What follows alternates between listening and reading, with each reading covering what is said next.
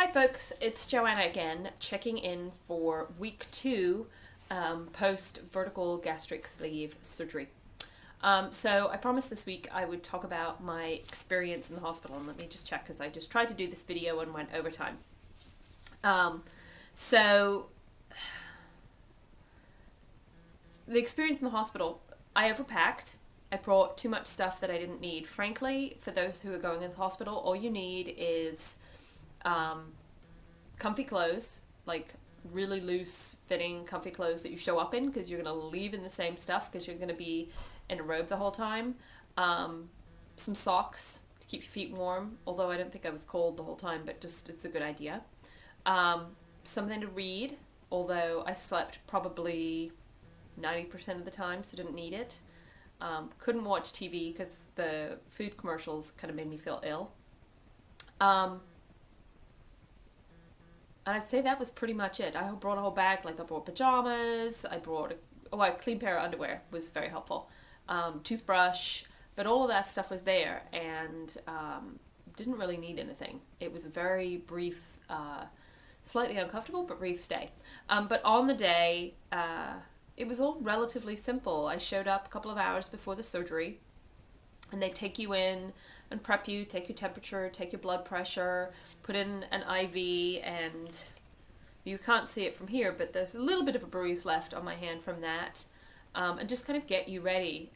You actually walk into, at least I walked into the surgery room, and they lay you out a bit like Jesus on the cross, and the anesthesiologist was like, I'm going to give you something, and you're not going to remember anything, it'd be nice and relaxed, and literally, the next thing I knew, they were yelling my name in my ear to wake up, and I was in recovery. Now, I'm not going to kid you, waking up wasn't uncomfortable because they had me drugged to the hilt with morphine and all sorts of other good stuff. But it was pretty, you just felt bad, and you couldn't move, and you had the IV in, and you were pumped full of fluids, but it was okay, and they took me directly to my room. I don't think it's like they had me in the hospital bed. I don't even think I had to get out of bed. I didn't have to get out of bed. I was pretty much out of it, as you can tell. And while my husband showed up and was very tentative, he was just super sweet and really took care of me, and the nurses really took care of me, I pretty much slept the entire day. I'd be awake when they'd come in and check my vitals, but I slept the whole time. They did try and get me up a couple of times, and I did, to go walk around the floor, which was great because I was on top of this building in San Francisco and had this amazing view. I got to see like the Golden Gate Bridge and the Bay Bridge and the hills, and it was stunning. But you know, if I walked too far and too fast, I wanted to vomit. So I was kind of like, I want to go back to bed. So I slept through the whole thing. The night was also pretty much sleeping and pretty much out of it, although they come in periodically to make sure I was still breathing. They had all sorts of things that was new for me in the hospital. Like they put these wraps around your lower legs to make sure you don't get blood clots because it gives you kind of this pressure bandage on your legs. They also gave me all sorts of shots for blood clots, for anti-nausea.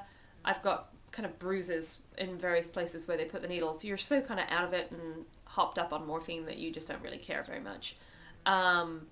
It was only when they would flush out my IV and then they'd put the saline solution through too fast. God, it just makes me cringe thinking about it. That was pretty much the only thing I hated and hurt, because I was usually awake when they did that. They'd also bring all the food I needed, so I didn't need to bring any food. They brought protein shakes and clear liquids and stuff like that. They actually brought far too much.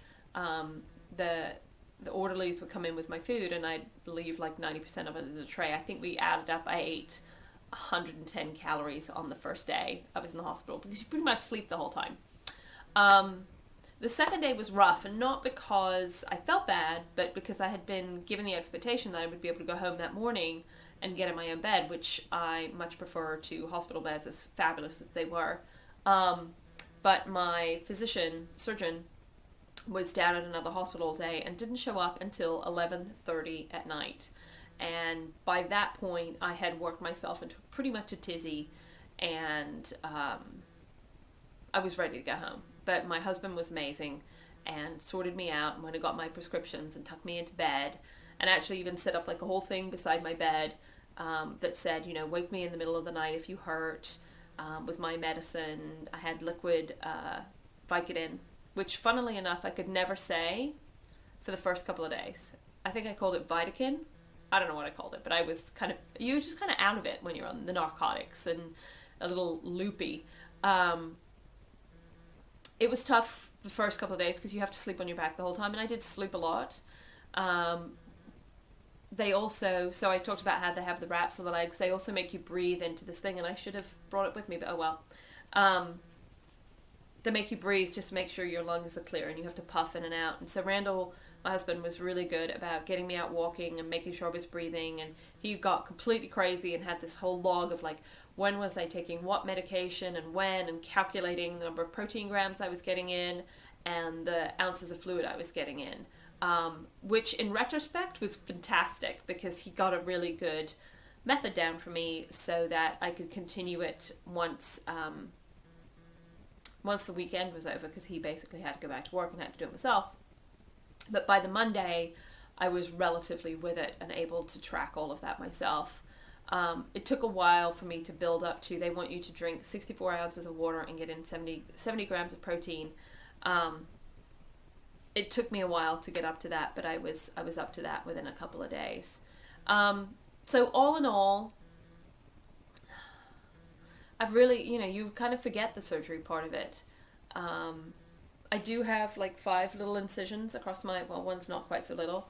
One's a little bit more painful than the others. Other people have talked about how the incision they bring your stomach out of, all of your stuff out of, is a bit more sore, and I'd agree. Like I have this one over here that you can barely see already. So really teeny tiny incisions, and they seem to be healing pretty well. I didn't have stitches, I didn't have a drain. Lots of people have to take a leak test after the surgery, and my doctor doesn't make you do it because apparently he thinks that the actual pressure of the leak test is what makes a leak. So I had a pretty easy go of it, other than the stress on the second day. So yeah, just make sure you have your prescriptions filled as soon as possible. Have somebody to help you, and then when you're home, having somebody to help you in and out of bed, because that's a little rough because you can't sit up. I'd say now that I'm 2 weeks out that this is the first time I've been able to. So I'm about to run out of time, so I'm going to finish up really quickly. So stats on my weight.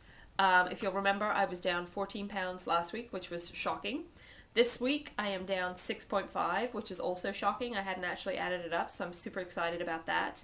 I can't imagine that's going to go on too much longer, but apparently that's a good. I'm thrilled with that number. I don't feel any different. I feel a little less puffy, but I haven't really noticed any difference in my clothes. Certainly seeing a difference on the scale. Interested to see how I feel next week. So for next week's topic, I'm going to talk about what I've been eating for the last couple of weeks and what I'm going to be eating, because I actually get to move on to some real food, eggs, hooray, and some of the kind of the head hunger versus body hunger challenges. So I will see you next week, and hopefully I won't have hit a stall, and have a great weekend otherwise. Ciao.